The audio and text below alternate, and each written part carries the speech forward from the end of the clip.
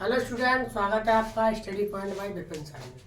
तो देखो बच्चों, लास्ट क्लास में हमने बताया था आपको, दूसरा चैप्टर स्टार्ट किया था कि बहुपद बहुपद के बारे में समझाया था कि बहुपद क्या होता है और कैसे बताया था कि बहुपद में शून्य क्या होते हैं, कि बहुपद के शून्य क्या होते हैं या बहुपद की घात क्या होती है और बहुपद में चरों के बारे में क्या बताया था। आज बताते हैं आपको द्विघात बहुपद के शून्य।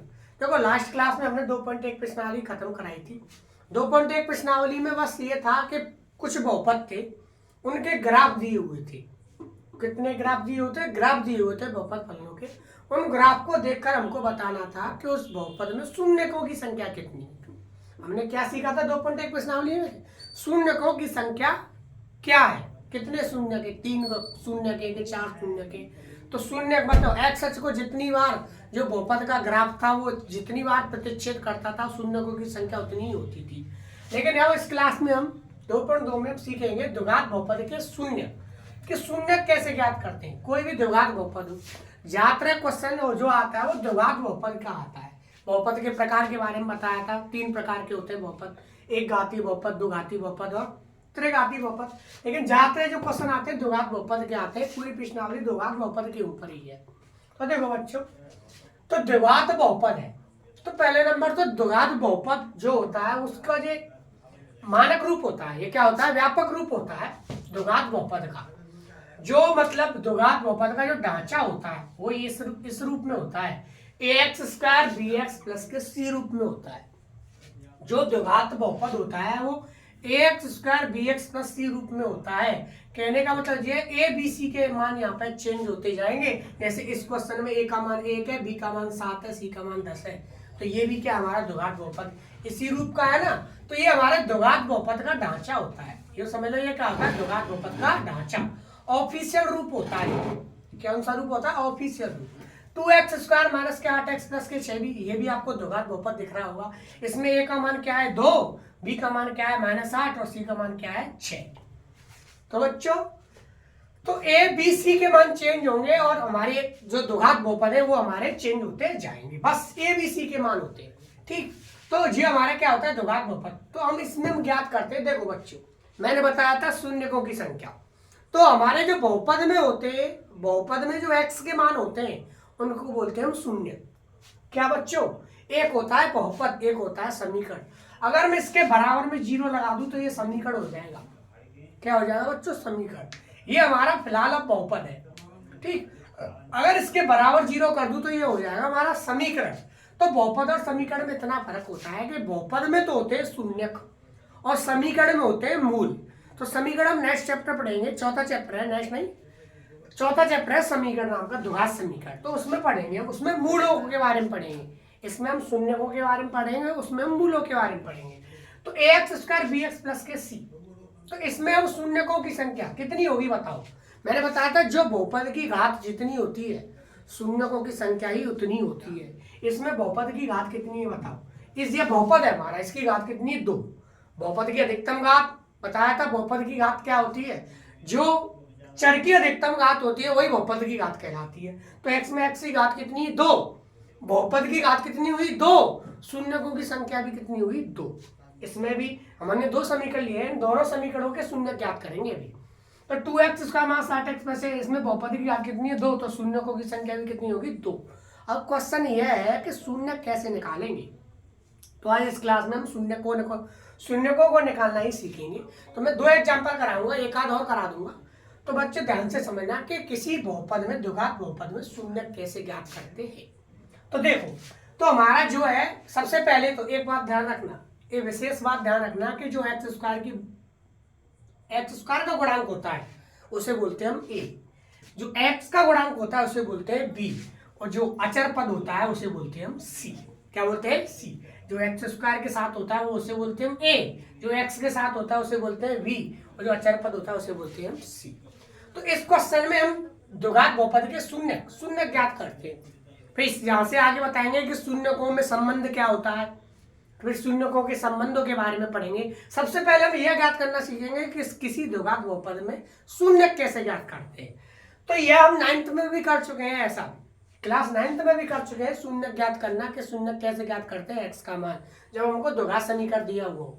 तो देखो बच्चों, सबसे पहले क्या करेंगे, जो एक्स स्क्वायर के बगल में है ए का गुणा किससे करते हैं, सी से करते हैं। किससे करते हैं, सी से।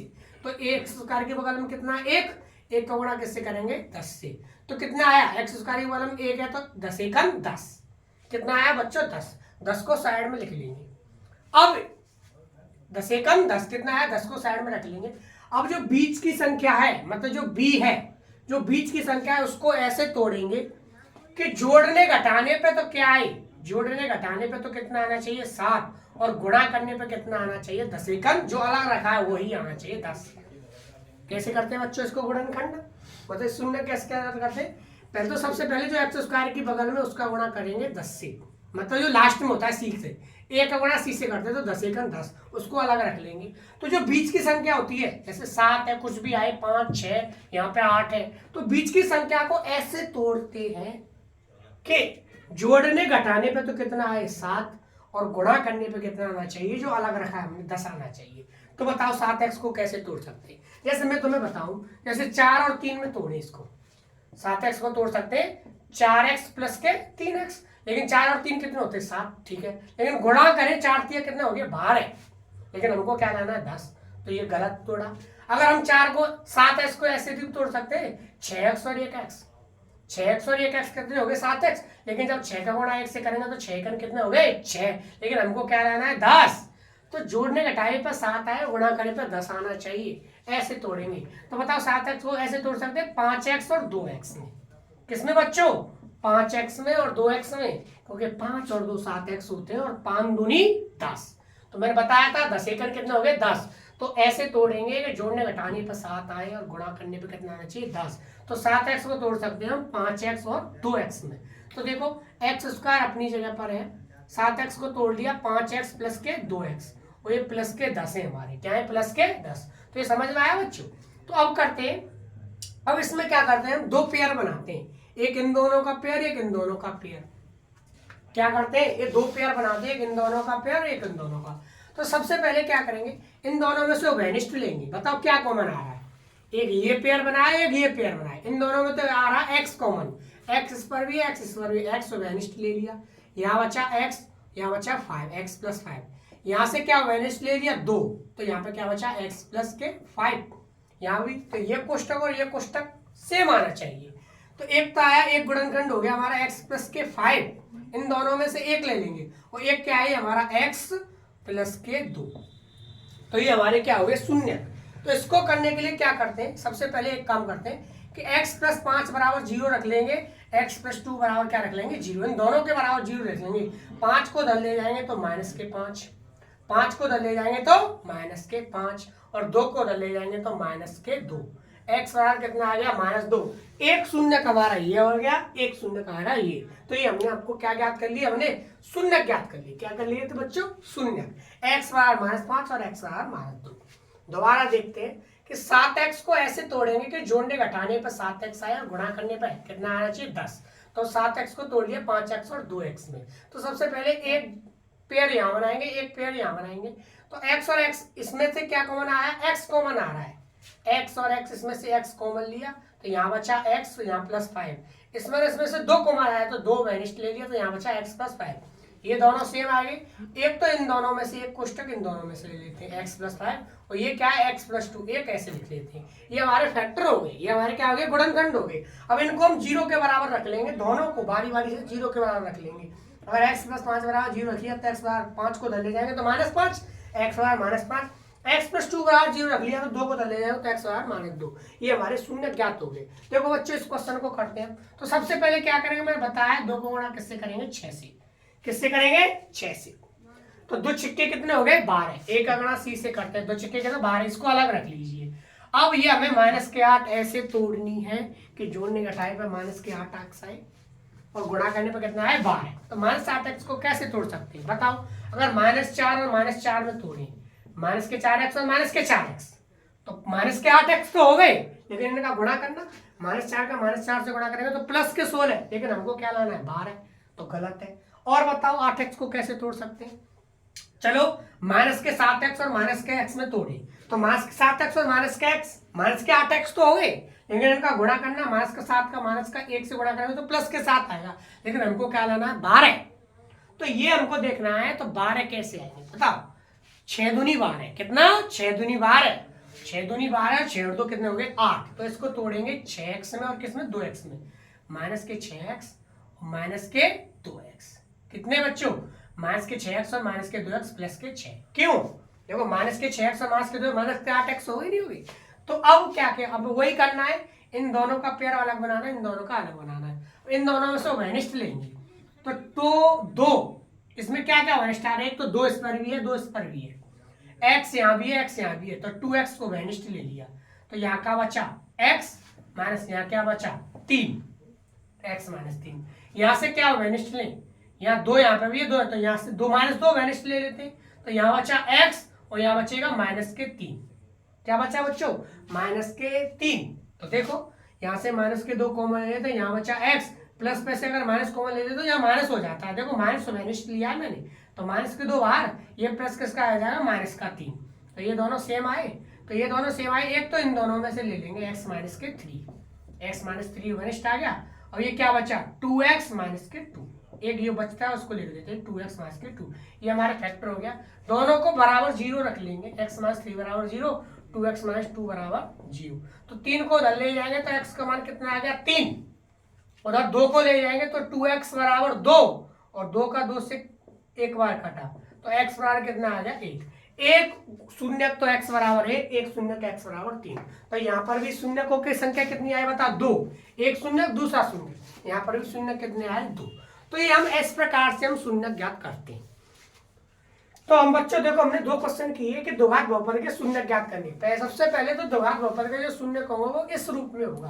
तो ये दोनों समीकरण थे, इन दोनों समीकरणों के हमने क्या किए गुणनखंड किए। इसको बोलते हैं गुणनखंड विधि, जैसे आगे पीछे आगे चौथे चैप्टर में सीखेंगे। तो ठीक है, तो ऐसे निकालते हैं हम द्विघात बहुपद के शून्य, ऐसे ज्ञात करते हैं। तो देखो बच्चे एक और एग्जाम्पल करते हैं, 3x स्क्वायर माइनस के 7x माइनस के 6। तो इसमें भी ये भी द्विघात बहुपद है, इसके भी हम शून्य ज्ञात करते हैं। तो सबसे पहले मैंने बताया बच्चों a का गुणा c से करते हैं। मैंने बताया a क्या होता है, ये x स्क्वायर के साथ में होता है, और c क्या होता है अचरपद। तो a का गुणा 3 का गुणा माइनस 6 से क्या था कितना है माइनस के 18। अब इसको हम अलग रख लेंगे। तो अब क्या करना है कि ये बीच की संख्या ऐसे तोड़नी है कि गुणा करने पे तो कितना है माइनस के 18 और जोड़ने घटाने पे कितना है माइनस के 7x। तो 5 और 2 में तोड़े, 5 दूनी कितना हो रहा है 10, नहीं हो रहे। 7 को ऐसे कैसे और कैसे तोड़ सकते हैं, 4 और 3 में, 4 के कितने हो रहे हैं 12।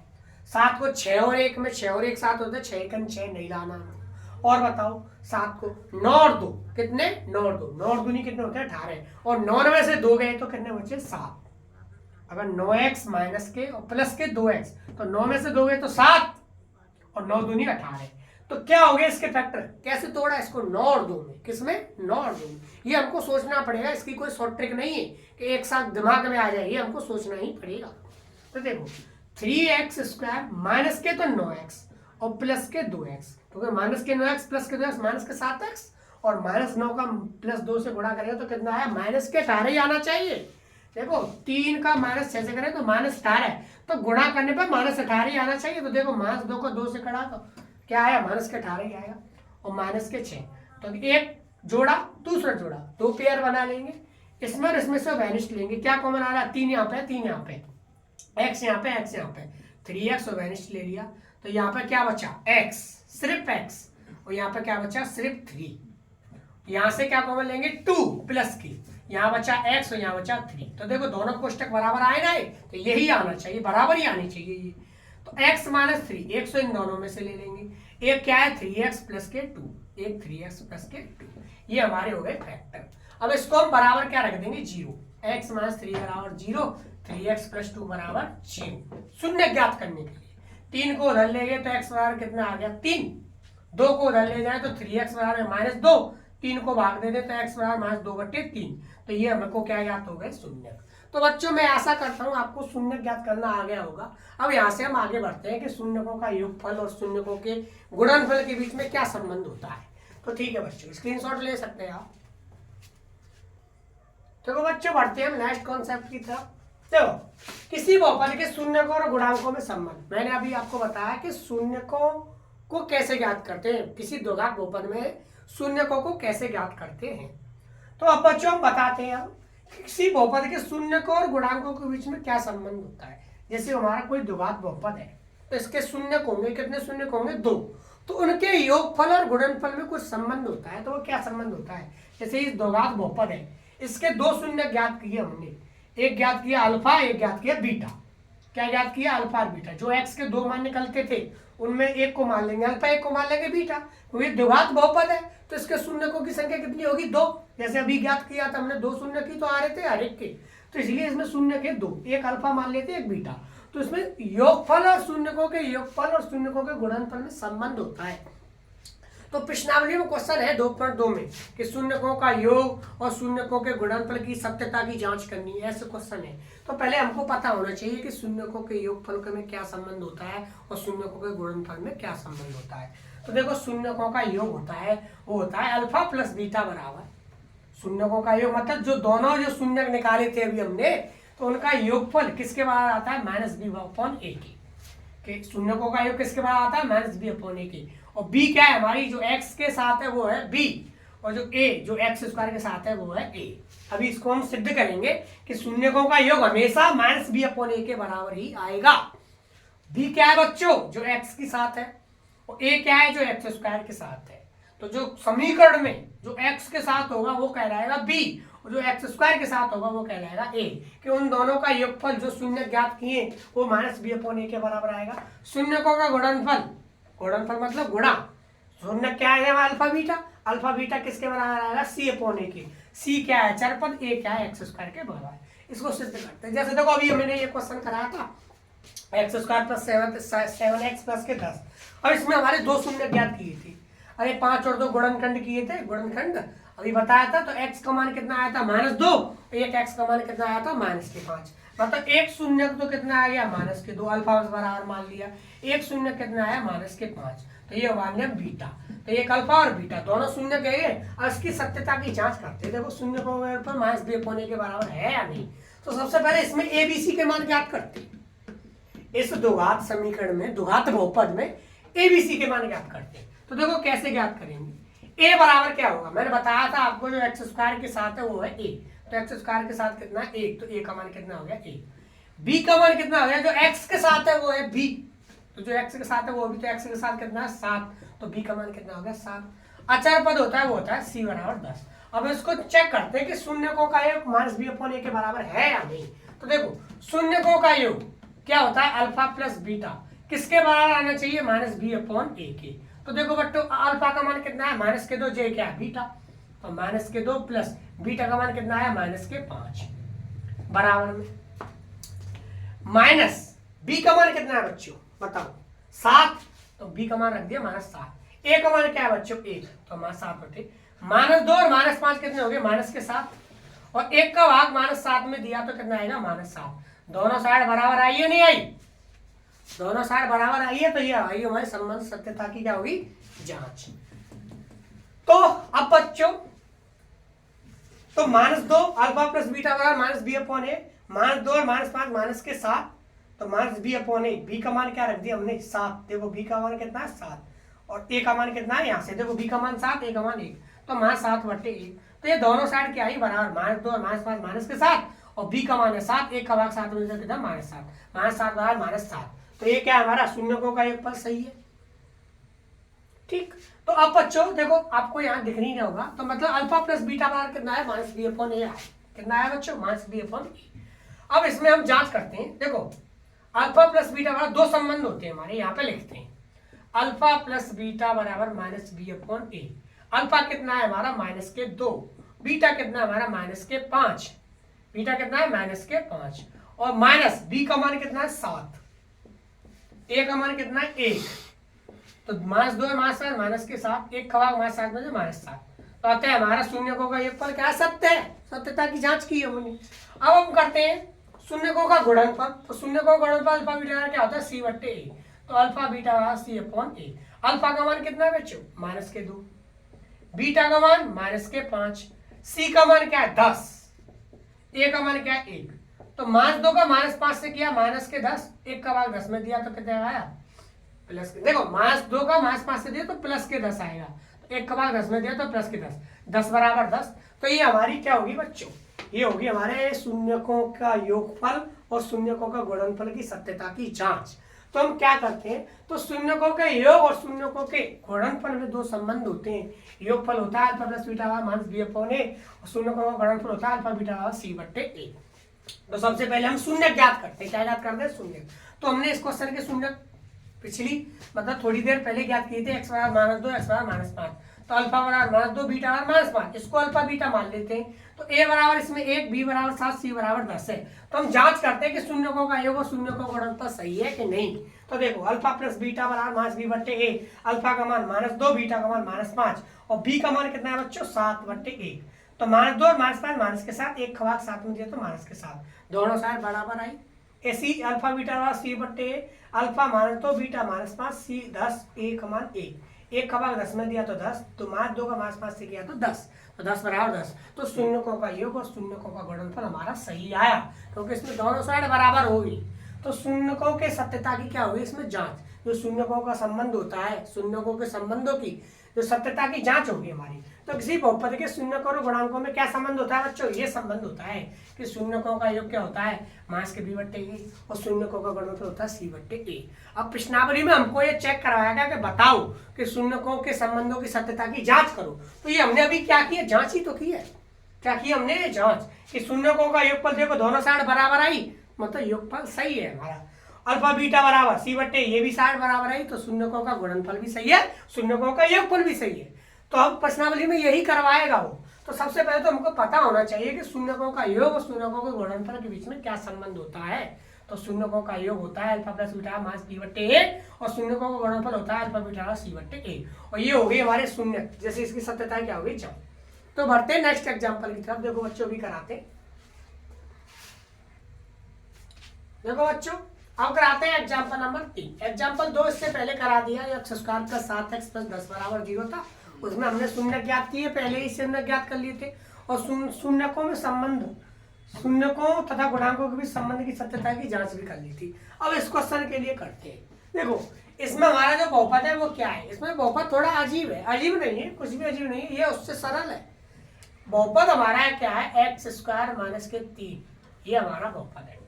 इसमें शून्य निकालना ज्यादा आसान है। तो देखो इसमें उस बहुपद की एक बहुपद तो हमारा इस प्रकार का आता है, A X square B X plus C. ये बहुपद उस प्रकार का नहीं है। ये इसमें देखो एक्स स्क्वायर वाला पद है और अचर पद वाला पद है। ये वाला पद क्या है? गायब है, गायब है। तो इसमें शून्य ज्ञात करने के लिए वो तरीका नहीं ज्ञात करेंगे जो अभी हम कर रहे थे। इसमें शून्य बेसिकली निकल जाएंगे, इसको 3 को बराबर में रख देंगे। तो देखो अगर इसमें सबसे पहले हम क्या करते हैं? एबीसी के मान ज्ञात करते हैं। इसमें क्या ज्ञात करते हैं? देखो हमको क्या करना है, बहुपद एक्स स्क्वायर माइनस 3 के शून्य ज्ञात करने। सबसे पहले तो क्या ज्ञात करेंगे? शून्य। क्या ज्ञात करेंगे? शून्य।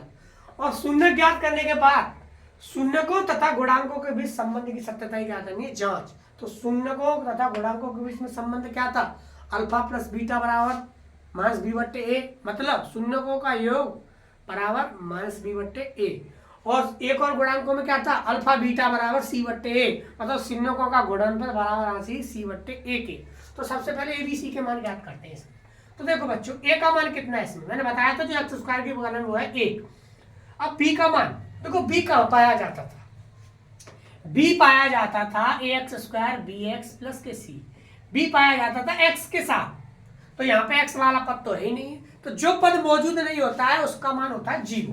तो इसमें एक्स वाला पद है ही नहीं, तो बी का मान इसलिए क्या हो गया? 0। और सी का मान कितना हो गया? माइनस के 3।